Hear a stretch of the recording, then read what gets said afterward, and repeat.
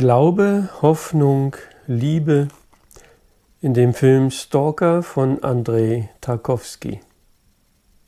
Die Zielgruppe dieses Videos sind diejenigen, die den Film Stalker des Regisseurs Andrzej Tarkowski gesehen haben und ihn besser verstehen wollen.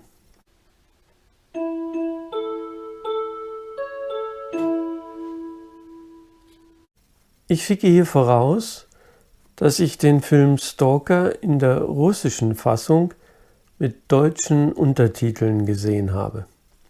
Da ich nicht Russisch kann, beruhen meine Aussagen zu den gesprochenen Texten auf der in den Untertiteln präsentierten deutschen Übersetzung.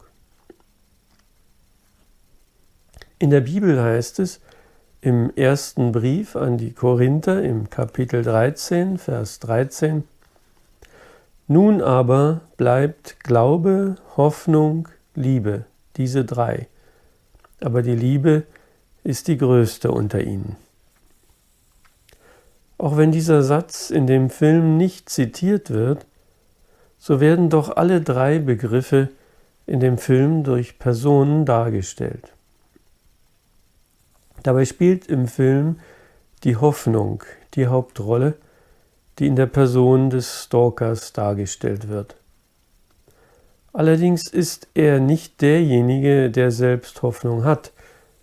Er sieht seine Lebensaufgabe stattdessen darin, denen, die hoffnungslos sind, Hoffnung dadurch zu vermitteln, dass er sie zu dem Raum führt, in dem die tiefsten Wünsche wahr werden.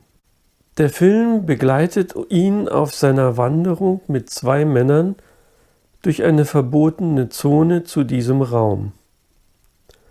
Während der Wanderung werden zwei Bibelstellen zitiert, die von hoffnungslosen Menschen handeln.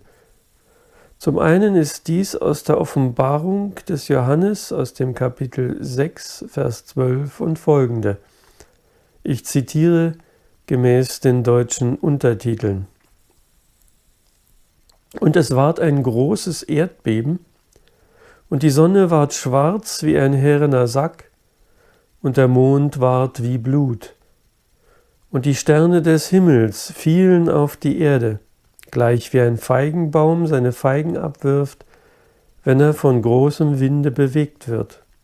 Und der Himmel entwich wie ein eingewickelt Buch, und alle Berge und Inseln wurden bewegt aus ihren Örtern. Und die Könige auf Erden und die Großen und die Reichen und die Gewaltigen und alle Sklaven und alle Freien verbargen sich in den Klüften und Felsen der Berge und sprachen zu den Bergen und Felsen: Fallt über uns und verbergt uns vor dem Angesicht des Allmächtigen und vor dem Zorn des Lammes, denn es ist gekommen der große Tag ihres Zorns, und wer kann bestehen? Zitat Ende. Die hoffnungslosen Menschen erwarten hier angesichts des kommenden Christus nur noch ihren eigenen Untergang. Das heißt, die zu erwartende Begegnung mit Christus ist für sie kein Grund zur Hoffnung, sondern führt sie von der Hoffnungslosigkeit in die Verzweiflung. Diese Verse werden von einer Frauenstimme gesprochen, und der Stalker scheint sie zu träumen. Hinzu kommt, dass diese Stimme während des Vortrages hämisch lacht und so den Stalker verspottet. Bevor der Stalker auf diese Stimme antwortet, sieht der Zuschauer in einer längeren Kamerafahrt Reste der in der Zone untergegangenen Zivilisation. Dabei ist auch ein Ausschnitt aus dem Altarbild des Genter Altars, das Johannes den Täufer zeigt. Johannes der Täufer ist ja derjenige, der die Menschen auf Christus hinweisen wollte. Nun sieht man, wie der Stalker erwacht und als Antwort auf die Frauenstimme laut eine andere Bibelstelle zitiert. Sie ist aus dem Evangelium des Lukas, 24. Kapitel, ab Vers 13. An diesem Tag gingen 2 von denen in ein Dorf, das 60 Stadien entfernt lag, dessen Name ist.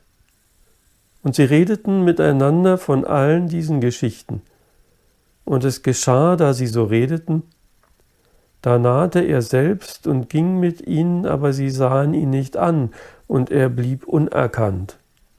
Er fragte sie: Worüber redet ihr bloß miteinander, und warum seid ihr so traurig? Einer, der hieß, Zitat Ende.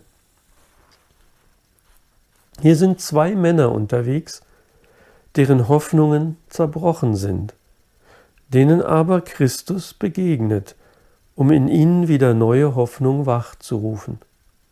Der Stalker zitiert diese Stelle allerdings, indem er die Namen des Ortes Emmaus, den Namen Jesus sowie den Namen eines Jüngers weglässt.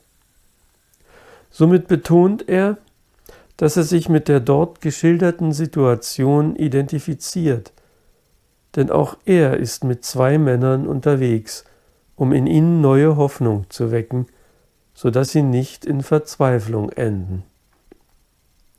Am Rande sei noch bemerkt, dass er am Anfang der Reise eine Frau weggeschickt hat, die auch mitkommen wollte. Am Ende des Films bricht er enttäuscht zusammen, da er sein Ziel bei den beiden, im Gegensatz zu Christus, nicht erreicht hat. Er beklagt sich dabei über den Unglauben der anderen, den er als Ursache seines Misserfolges sieht.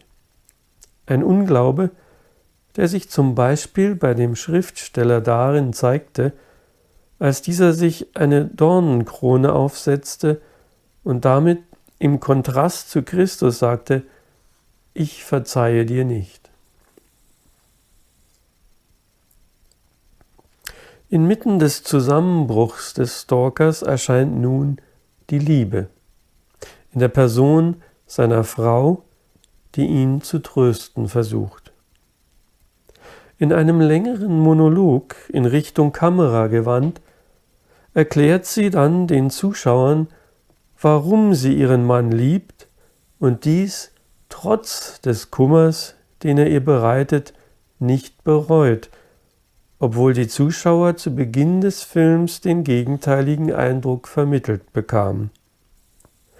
Somit erinnert dieser Monolog ebenfalls an das 13. Kapitel im 1. Brief an die Korinther, in dem es unter anderem heißt: Die Liebe verträgt alles, sie glaubt alles, sie hofft alles, sie erduldet alles. Die Liebe hört niemals auf.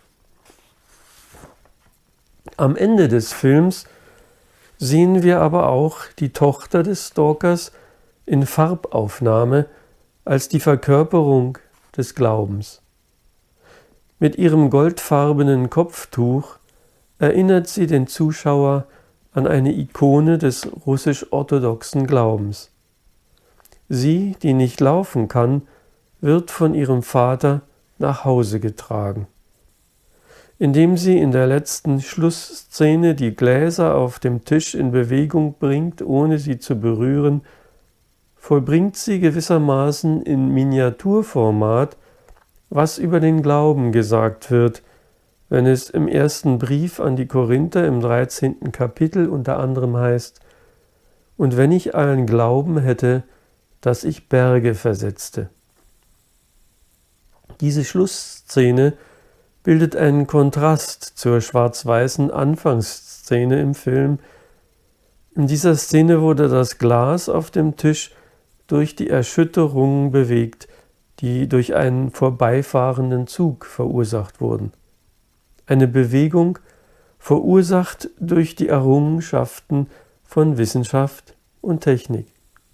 Sie wird nun in der farbigen Schlussszene abgelöst durch eine Bewegung, die durch die Kraft des Glaubens verursacht wird.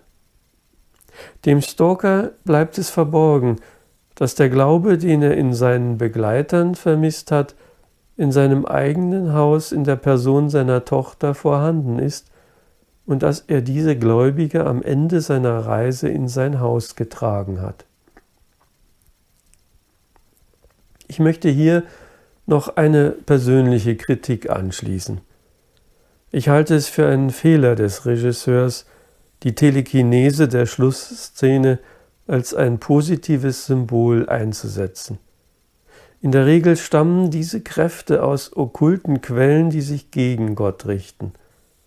Ich kann meine Zuhörer nur dringend davor warnen, sich mit solchen Kräften zu beschäftigen, denn diese Kräfte führen uns von Gott weg.